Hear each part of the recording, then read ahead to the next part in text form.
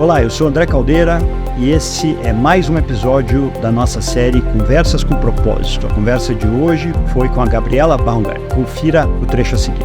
Pegando o gancho nisso, dessa trajetória tão bacana que você relatou pra gente, teria alguma coisa que você gostaria que vocês tivessem feito diferente e que poderia talvez servir como uma dica, uma sugestão para outras famílias empresárias que talvez estejam numa fase mais inicial dessa jornada? Olha, André, então a gente fala assim, a gente erra, mas a gente acerta mais do que erra. Você sabe que erros são oportunidades de aprendizado. Sim, e são claro. oportunidades de amadurecimento. Então, assim, o que eu acho? Eu acho que é importante materializar, tentar. Eu acho que muitas vezes, uma coisa é você pegar, né, o código de melhores práticas e fazer aquilo ser verdade. Então, por exemplo, eu vou contar um caso específico que eu acho que é bem emblemático. No nosso primeiro protocolo de família, a gente demorou 1 ano e meio para assinar. Eu não sei se você tem clareza do que é um protocolo de família, mas para quem está nos ouvindo aqui, ele é um dos documentos importantes que eu poderia considerar assim como uma constituição familiar. Então é a forma que a família se relaciona com os negócios. E aí tem várias regras e não tem um modelo padrão.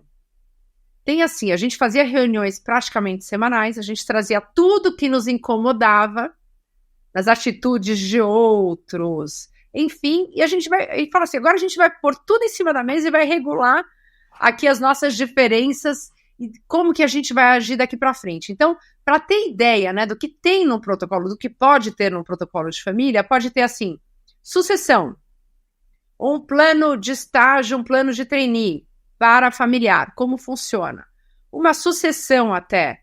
Quanto tempo a pessoa tem para sair da companhia? Como é feito um processo de sucessão? Isso também é cuidado bastante pelo Conselho de Família e, sem dúvida nenhuma, pelo Conselho da Companhia.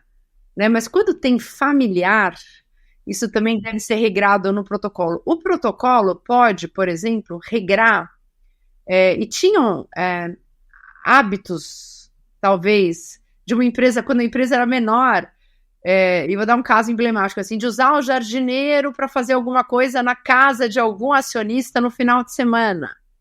E assim, uns usavam, outros não usavam, porque, logicamente, muitas vezes os colaboradores querem estar perto da família, tem uma relação muito íntima. De muitos anos, inclusive, né?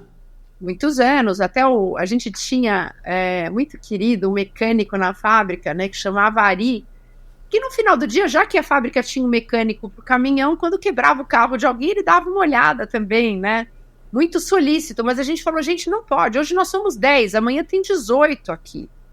Né? E não é justo, porque alguns usam desse serviço, outros não, a prioridade do colaborador é a companhia, mas aquela coisa de empresa pequena, né, André, que você vai organizando. Então, toda essa organização, esses combinados entraram no nosso protocolo de família. Mas ele demorou 1 ano e meio, até o dia que a gente não aguentava mais. Falei, agora a gente vai terminar esse protocolo. Porque era assim, discussões, então tinha um membro de cada núcleo familiar, são 3 núcleos, levando as questões, e aí volta para o núcleo, vem com a resposta, media, negocia, e aqui a importância também de ter alguns consultores. Elementos externos. Isso, elementos externos, podem ser conselheiros. Muitas vezes o conselheiro, né, numa primeira jornada de governança, ele exerce um pouco esse papel de mediador, enfim, né, de educador na jornada de governança, ou consultorias, então voltava. Eu falei, gente, então, eu nem lembro mais o que está escrito, é melhor a gente assinar. Né? E aí os cônjuges, como é que a gente trata os cônjuges numa empresa familiar?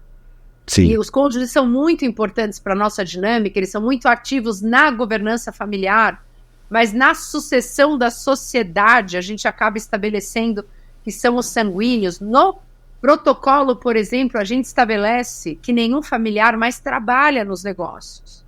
Nem nós da terceira, nem a quarta. Porque a gente já queria ter uma perspectiva para a nova geração que eles podem sim contribuir e aí depois eu vou contar até um pouquinho das raias de desenvolvimento que a gente traçou para os familiares com relação aos negócios, mas assim, que eles não seriam mais executivos. Eles podem sim fazer um plano de trainee, estágio, no máximo até 2 anos trabalhando na companhia, mas eles não serão executivos. Por quê?